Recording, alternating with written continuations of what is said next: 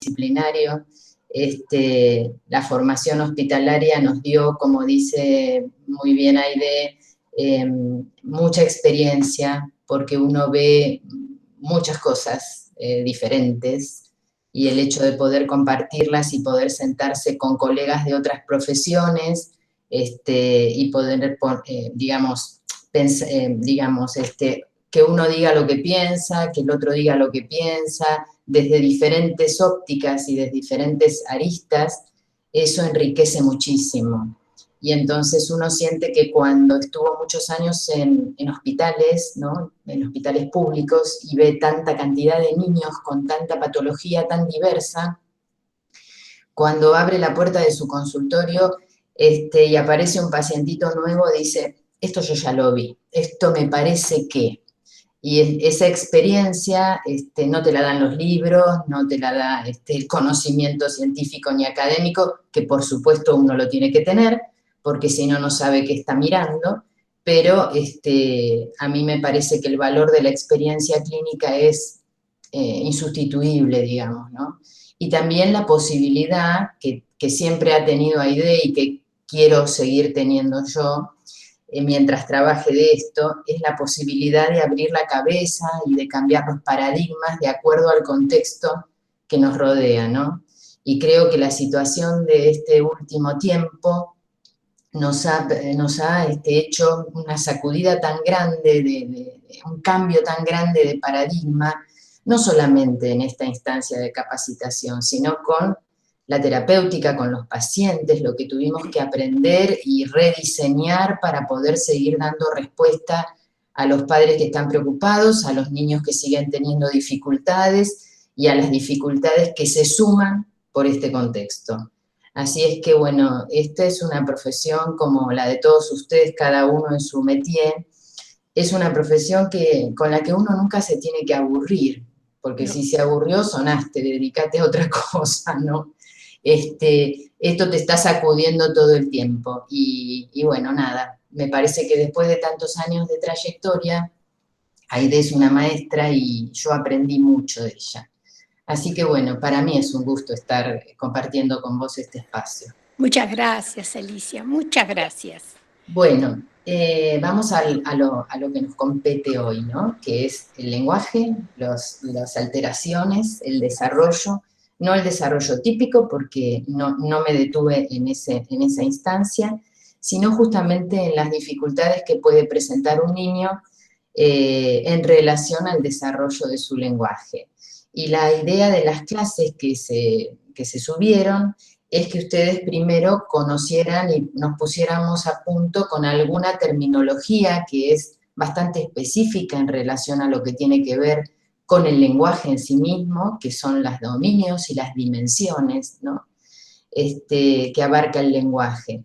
En primer lugar, lo que quiero comentarles es que el desarrollo del lenguaje es un hito madurativo que es muy consultado por los papás, muy consultado, y toma una relevancia muy importante más allá de otros hitos madurativos. Y a pesar de que el niño tenga otras cuestiones en su desarrollo, es como que el lenguaje es la puerta de entrada a un montón de diagnósticos diferenciales. ¿Y por qué? Y porque es lo que más se nota, diría yo, ¿no?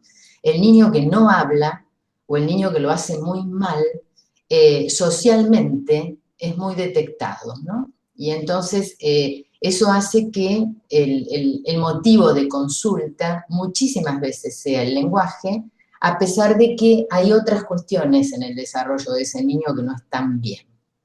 Entonces, es un motivo de consulta muy frecuente, muy frecuente.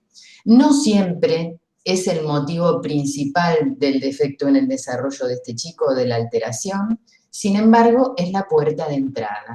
Es la puerta de entrada que hace que nuestra intervención como fonoaudiólogas muchas veces sea la primera. Y ahí tengamos que después ver cómo redireccionamos la cosa. La idea de la primera charla entonces era conocer las dimensiones del lenguaje, cuando hablamos de contenido, cuando hablamos de uso y cuando hablamos de forma, ¿sí? Y entonces sabemos que la forma, como explicamos, tiene que ver con la fonología y la morfosintaxis, ¿sí? La fonología es la pronunciación para el común de la gente, la morfosintaxis es cómo el niño ordena la frase y qué palabras elige para esa producción. Y entonces la forma es muy importante tener en cuenta que tiene un periodo crítico de adquisición, ¿sí? La forma tiene un periodo crítico porque uno espera que un niño de entre 5 y 6 años tenga una fonología desarrollada y una morfosintaxis casi completa, ¿sí? Mientras que las otras dimensiones, que son los aspectos semánticos y los aspectos pragmáticos, no tienen periodo crítico de adquisición. El niño va a desarrollarlos durante toda su vida. Y ustedes me dirán, no, pero semánticamente, que a la edad que tenés vos podés desarrollar más conocimiento semántico. Sí, porque si yo me pongo a estudiar algo nuevo y adquiero vocabulario que no tenía, voy a seguir incrementando, ¿sí? Mi léxico, ¿no? Mi caja de palabras, y entonces eso no tiene periodo crítico. Yo puedo aprender vocabulario durante toda mi vida.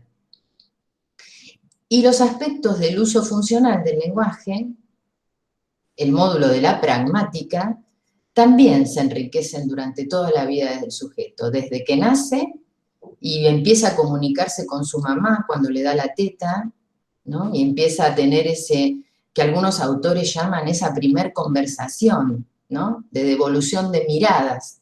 La mamá lo mira y el bebé le responde con una mirada. Y entonces la mamá lo vuelve a mirar y el bebé se sonríe. Esa primer conversación, ¿no? Que es una conversación preverbal, sin palabras, es un modelo comunicativo, inicial, primario, ¿no? En donde hay turnos, en donde hay características similares a lo que sería una conversación verbal, sin palabras. Es la previa, ¿no? Si esas conversaciones o protoconversaciones no se dan como el primer proceso comunicativo, difícilmente aparezca más tarde la palabra, ¿no? Entonces son la preliminar. Bueno, eso es pragmático, ¿sí? Tenemos que prestar atención que si esas cosas no suceden, ¿no? Si el niño no nos sigue con la mirada, si el niño no mira lo que nosotros miramos, ¿sí? Si no es cómplice, cuando uno llega y él está jugando y entonces nos comparte con una mirada lo que está haciendo, si no nos demanda, si no nos señala lo que quiere, ¿sí? Si no se hace entender con gestos antes que con palabras. Todas esas situaciones son previas, se llaman comunicación preverbal, están en la clase, y son todos hitos del desarrollo que deben darse para que después pueda aparecer la palabra. En definitiva, los rótulos, las palabras, no son más que la asociación entre lo que vemos y el rótulo que le ponemos, ¿sí? Y si el niño no está conectado con eso y con las personas que lo están diciendo mientras lo están mirando, y es difícil que adquiera rótulos para aludir a referentes que pueden estar presentes o ausentes, ¿sí? Entonces, el lenguaje verbal es un sistema comunicativo, tiene que tener un sistema comunicativo previo, y es un sistema simbólico, ¿sí? Que solo se instala cuando antes hay conceptos. El bebé que hace así con el dedo y dice ma o a, cuando ve la mamadera, está diciendo una frase completa. Dame de tomar la mamadera, ¿no? Y uno la decodifica, lo entendemos, y solo dijo una sílaba. ¿Pero por qué? Él asocia, él sabe que eso lo va a satisfacer. Entonces ese circuito que hace